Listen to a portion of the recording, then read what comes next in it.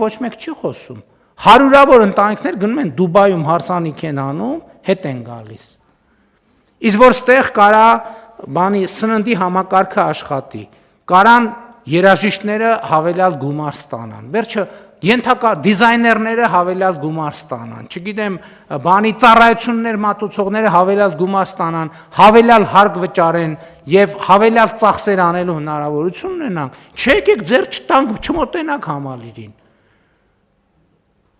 Սենց այս մտածողությամբ հասկանում եք, մենք մեր եկեղեցիներին էլ ենք տենց վերաբերվում։ Ես այս վերջերս կրթության նախարարին մի քանի եկեղեցի տաճարներ, բառից բուն իմաստով տաճար, մոմ վառելու, այցելելուց հետո կրթության նախարարին հարց եմ տալիս, ասում եմ, պատմամշակութային հուշարձանա, չէ՞, որը այսօր կառավարում է ոչ կառավարությունը, ոչ էլ ՊՕԱԿ-ը կառավարում։ Մենք խնդիր դնում ենք այդտեղի սանիտարական վիճակի մասին։ Ես դες պաշտոնապես ասում եմ, որ մեր եկեղեցիները չուլանացված են, չուլանացված։ Ով որտեղ ինչ ոչ պետքական ապրանք ունի, մեկ էլ գնում ես տենում ես, ասենք ինչ որ ավելացած մետլախ, պարկով ցեմենտ, ապալովկի հին կտորներ, ենթադրենք արմատուրայի հին ժանգոտ կտորներ, ասենք մտնում ես բարդը ինչի համար է եկեղեցի մտնում է ինչ որ հոգևոր հաղորդակցության ունենալու, չէ՞։ Մեկ էլ մտնում ես նայում ես այդտեղ աղբա լցրած, այնտեղ ինչ որ մեկի հին շորերն են, այնտեղ մեկը կոշիկներն ա դրել, այնտեղ մեկը իր հին կռավատնա վերը դրել։ Բայց ո՞նց կարելի է ասենց էլի, այսքան ինչքան կարելի է այսքան կեղծ լիներ, հարգելի ներկաներ, ինչքան կարելի է ինչքան կարելի է այդքան խոսել սրբության մասին ու այդքան արտասուրբ լնել։ Ինչքան կարելի է ոտի տակ տալ սրբությունները։ Մեկ էլ վայ համալիրում բան ա եղել։ Այն հիմա տարածված է, ամեն բանի տակ խաչեր են դնում, այն տոնածառի բաներից։ Ընդ որում ոչ մեկ չի հետևում, ես շատ ուշադիր հետևում եմ։ Մի ամսից այդ լուսերի կեսը խփում է, ոչ մեկ էլ չի մտածում, որ դա պետքա փոխել։ Կարևորն այն է, որ առաջին օրվա բացումնարին նկարեցին Facebook-ում գցեցին։ Արդեն երեկոյան ժամերին խաչ չի, սենց կիս հատ բան, ոչ մեկ չի մտածում, որ այդ պետքա փոխել։ Ու սա վերաբերմունքը հասկանում եք, խաչի նկատմամբ էլ այս վերաբերմունքը, հավատի նկատմամբ էլ այս վերաբերմունքը, եկեղեցու նկատմամբ էլ այս վերաբերմունքը, բայց որ հիմա մեկը նախաձեռնություն անի,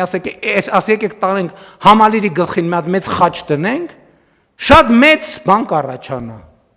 շատ մեծ ակտիվություն կա, ինչպիսի նվիրական առաջարկություն, իսկապես եկեք տանենք խաչ տնենք համալիրի գլխին։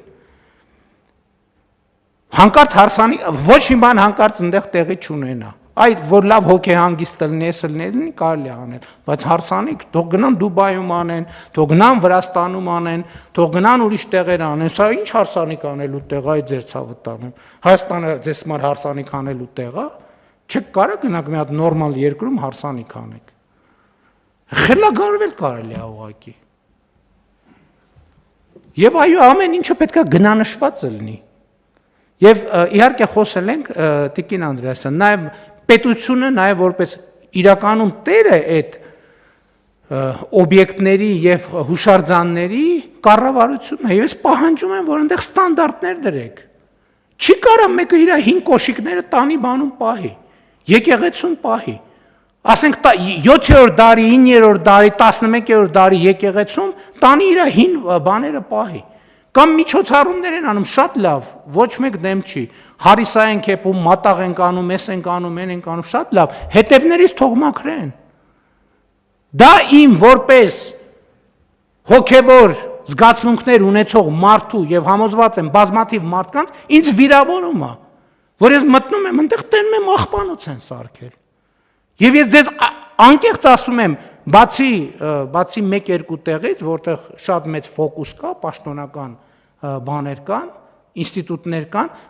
բոլոր տեղերում համատարած այս վիճակն է, բոլոր տեղերում, խնդրում եմ գնացեք ստուգեք։ Ու ոչ մեկ սրա մասին չի ասում, ես չեմ հասկանում, ոչ մեկ չի տեսնում, ոչ մեկի ձեռը բջջային հեռախոս կամ սմարթֆոն չկա, որ նկարի ասի, ես ինչ է, մեր սրբավայրում ես ինչ վիճակ կա։